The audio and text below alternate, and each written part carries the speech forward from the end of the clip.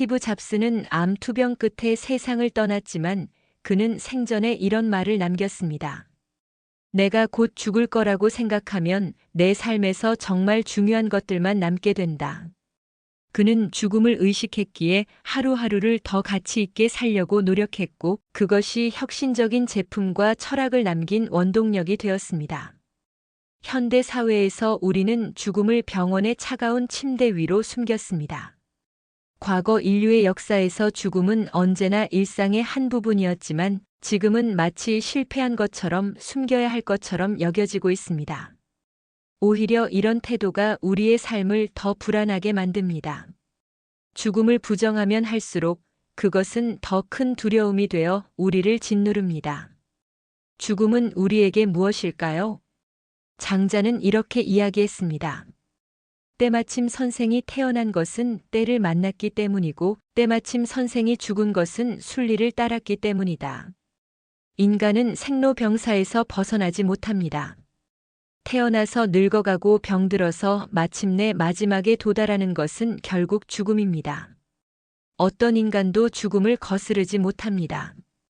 그런데 죽음을 대하는 자세는 사람마다 다릅니다. 죽음을 극도로 두려워하는 사람도 있고 죽음에 대해서 아무런 감흥이 없는 사람도 있습니다. 대부분의 사람들은 죽음을 싫어합니다. 애써 죽음에 대해서 생각하지 않으려 합니다.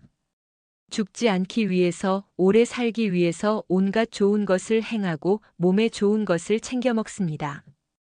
그러나 그렇게 부지런을 떠는 사람도 결국에는 죽음에 이르고 맙니다. 어떤 사람은 죽음을 편안하게 받아들입니다. 죽음을 자연스러운 것으로 압니다.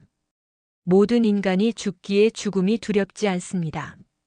그러나 그런 사람은 드뭅니다. 주변에 누군가가 죽었을 때 반응하는 모습도 다양합니다.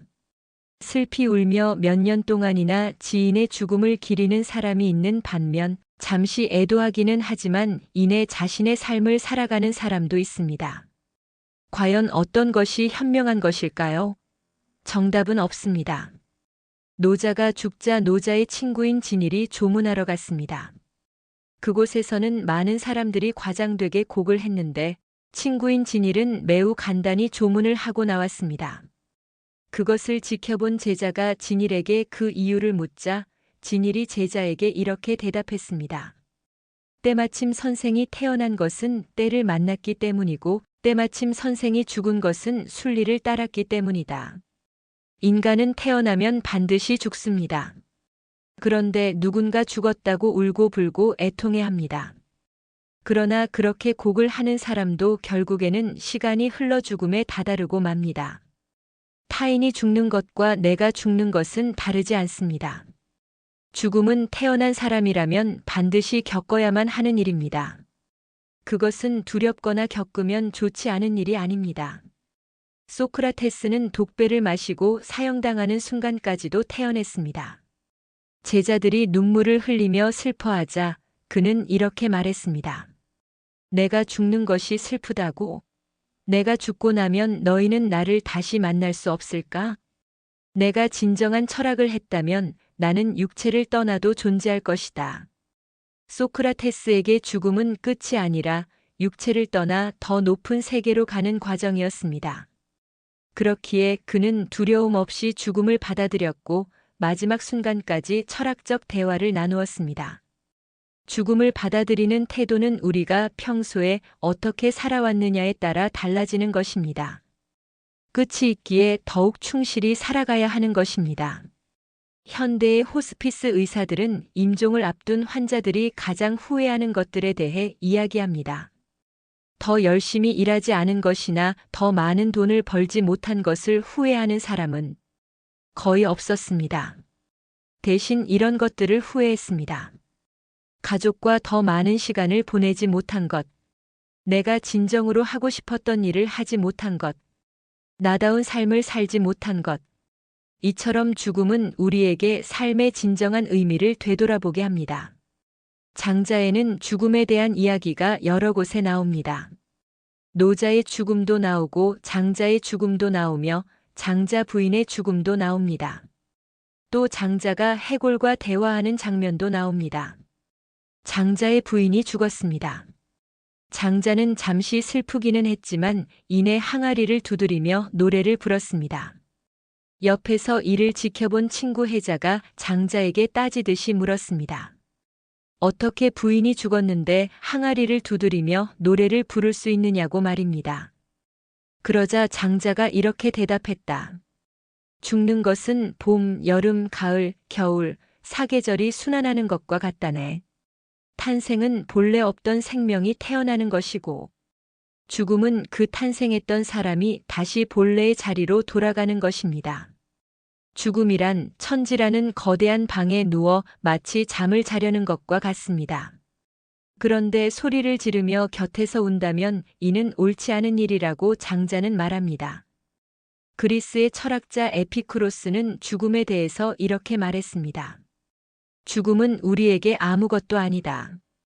우리가 존재할 때는 죽음이 존재하지 않고 죽음이 존재할 때는 우리가 존재하지 않기 때문이다. 삶과 죽음은 동시에 양립할 수 없습니다.